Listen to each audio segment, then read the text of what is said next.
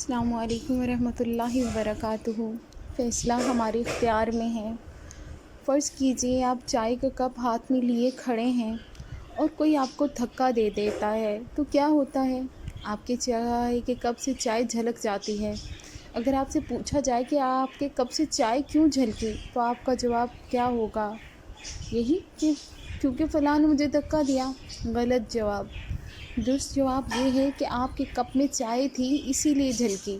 آپ کے کپ سے وہی جھلکے گا جو اس میں ہے۔ اسی طرح جب زندگی میں ہمیں دھکے لگتے ہیں لوگوں کے رویوں سے تو اس وقت ہماری اصلیت ہی جھلکتی ہے۔ آپ کا اصل اس وقت تک سامنے نہیں آتا جب تک آپ کو دھکا نہ لگے۔ تو دیکھنا یہ ہے کہ جب آپ کو دھکا لگا تو کیا جھلکا؟ صبر، خاموشی، شکر گزاری، رواداری، سکون، انسانیت، وقار، یا پھر غصہ، کڑواہٹ، جنون، حسد، نفرت، حقارت، منافقت وغیرہ۔